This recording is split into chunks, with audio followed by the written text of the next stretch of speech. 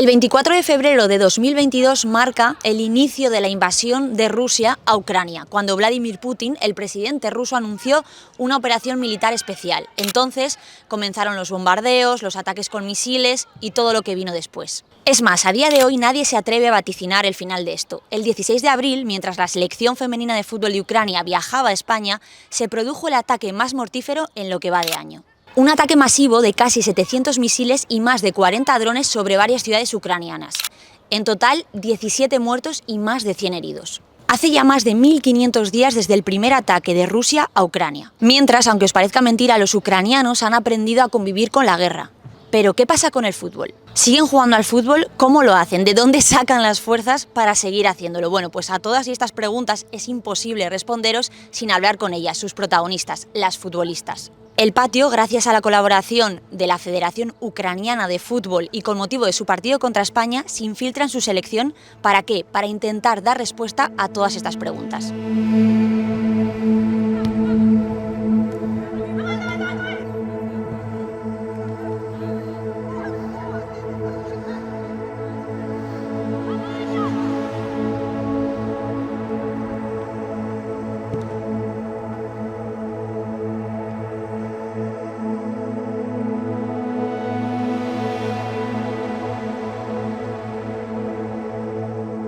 El 3 de septiembre de 2024, Poltava, la ciudad del equipo ruso femenino de fútbol dominador en Ucrania, fue alcanzada por 2 misiles balísticos rusos.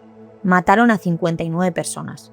Menos de 24 horas después, las jugadoras del Poltava, dirigidas por Andrusak, la actual seleccionadora ucraniana, jugaban en Budapest, la primera ronda de la Champions. Aún con el susto en el cuerpo, viajaron a Hungría. Saltaron al campo con coleteros negros y con unas camisetas blancas con un corazón roto, en señal de duelo y de lucha. Ganaron. Anna. Yes, Anna. Anna. Yeah, because it's difficult to explain. Of course, we understand the situation. It's but we need to go to play. Yeah, it's our job, our life, and we alive. Okay, we can go. It's the same. Yesterday in Kiev, fall some drones, and of course, in the morning you can. If you go to Kiev, you can say life is continue. People go to work. Some, of course, this situation, but Kiev is a big city. Yes, and life is continue. We cannot every time stop and frozen. Yeah. And in Budapest you win. You won. Yes, the match. You feel this angry, yeah, and because this situation is angry in sport, yes, and maybe it helps. I don't know. Do you remember where you were and what you were doing on 24 February 2022, both personally and professionally? I think. Every Ukrainian remember this day, yeah. And I was in Kiev. The day before we flight from Turkey. We had a camp, training camp with Luis. Luis also was in Kiev, yeah. Personally, it's of course what. It was fear, yeah, and misunderstanding what happened. But professionally, I think this first day nobody think about football, just about how we will live and how we survive. Really, it changed my life because it's. You start to see different think about life, and I lost my home. I lost my remember place, in my where I growing up. So it was difficult for me. Sorry. Don't worry. Just it's hard to talk about it because I'm not just lost my home, I lost my life. what I did before the war, how I visited my grandma, how I was walk in my city, you know, it's my home. So, and I wasn't there more than 4 years. So, yeah, but now it's another life. I want to live and be happy. So, sorry for that. When we go abroad, we forgot about the situation a little bit, because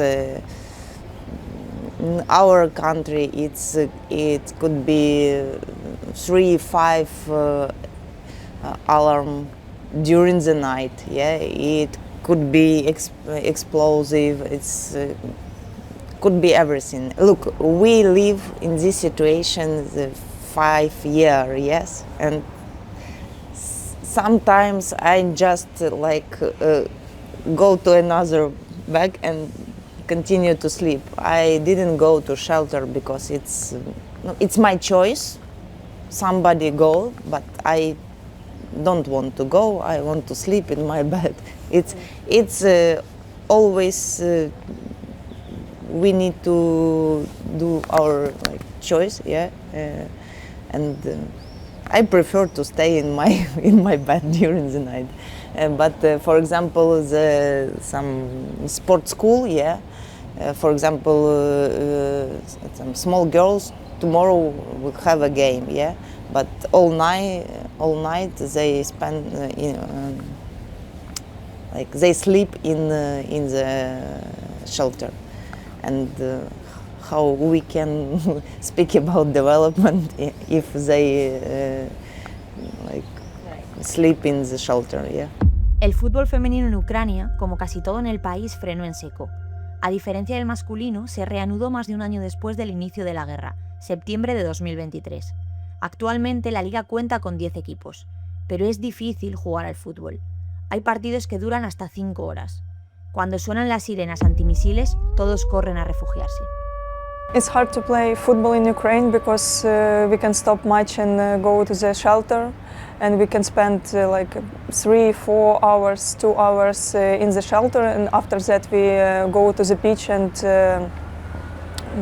doing warm up, and after that we continue the game. So it's hard to keep concentration all this time for the game. It's unbelievable and impossible to play football and keep concentration. I don't know, someday during the training session it's air siren, yeah, and everybody should go to the shelter because it can fall to the beach, yeah. Okay, it's not about development, you know, it's about how we continue to live during the war. We cannot develop anything. Maybe some people who has a lot of money, they prefer to help our soldiers than to develop women's football. To be honest, it's so much difficult during the war to make sponsors it's interesting to involve to the women's football, because they have their priorities. So for example, first of all, it's your safety of your family, and third one, it's safety of your business, because this is giving you money. So when you are coming for them to speak about gender equality, you know, about the women's leadership, about not only football side, not only sports side, we are talking to them and they are like, it's interesting, but we will call you back. This camp, we travel by train from Kiev to Poland, but it's also difficult because the war start. We has charter, yeah. It's more easier, especially when we have 2 away game, yeah. Because from Iceland it was we went to Spain in 2 groups because for example direct flight from Iceland to Malaga, it was only 25 tickets, yeah, and the players go to direct, but the staff, we after the game, 2 hours after the game, we go to Poland, wait 4 hours all night, and go this. We cannot fly by charter, yeah, because it's now it's expensive for us because every camp abroad we paid a lot of money. It's easy to have a training camp in Ukraine, yeah, it's everything like for us, but abroad it's like a little bit different. I was 24 years old when I lost my home, but my parents was 50. So it was, I needed to help my parents and I needed to play football. I need to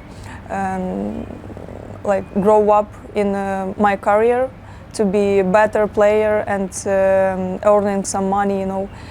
So I had to go in Iceland because I wanted to play. I wanted to play football. I wanted to be in football. But you know, it was amazing time in Iceland because I met a lot of amazing people there who supported me, like took care about me, and it was a good time. Like in my, I was so empty, so it helped me to be strong. I needed to help my parents because they lost home and they didn't anything. So I needed to help them find some job and a rent, flat for the rent. So I needed to take care about my parents. So it was a hard decision for me, like to think about my career, but I could think about my family at that time. La última vez que Ucrania y España se enfrentaron fue el 7 de marzo, en Antalya, Turquía. La selección de Ucrania lleva 4 años jugando como local fuera de casa. Muchas de ellas podrían haber sido de Ucrania, salvarse, entre comillas, de la guerra. Otras podrían haber optado jugar para otro país, pero todas eligieron a Ucrania. So I decided to play for Ukraine to represent the country and represent my family and fight for Ukraine the way that our soldiers are fighting for Ukraine every single day, and it means so much. It means more than just kicking a ball. It's a lot of pride every time you put on the badge, whether it's the jersey or the training kit. It means a lot. So yeah, it's more than just playing for yourself and your family, it's for the country. I'm very proud to represent my country. So it's like we fight on the pitch every game for our supporters, our people, our military.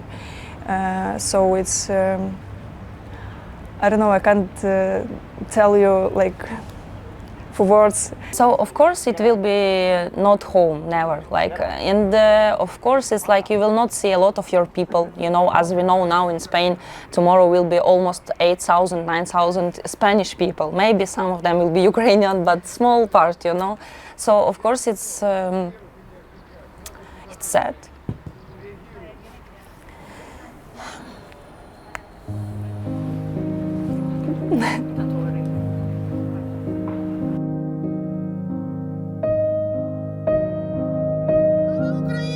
Героям слава!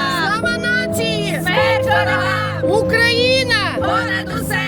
Україна! Понад усе!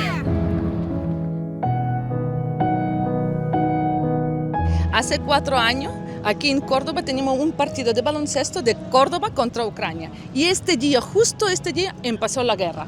Nosotros estuvimos muy tristes, muy destrozados. Y hoy el destino nos juntó otra vez aquí en Córdoba, Ucrania contra España. Queremos ganar ese partido. Nos gustaría ganar ese partido, pero queremos ganar paz para Ucrania. Ojalá termine esa guerra, ganamos partidos y hacemos un partido en Ucrania. Al final me emociono. lucha, pero también quiere decir... un momento.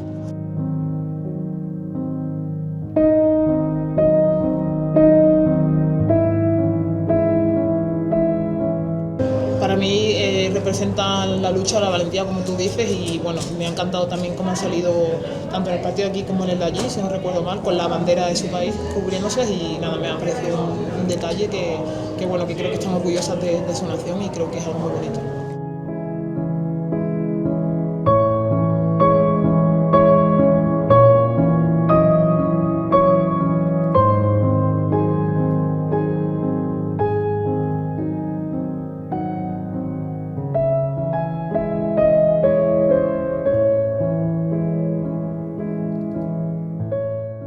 Quiero vivir hasta cuando España viene a jugar a Ucrania para ver cómo está bonito nuestro país. Hasta eso queremos llegar.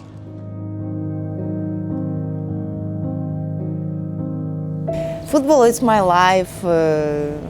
It's my job. I don't know, my biggest love, I think. Yeah.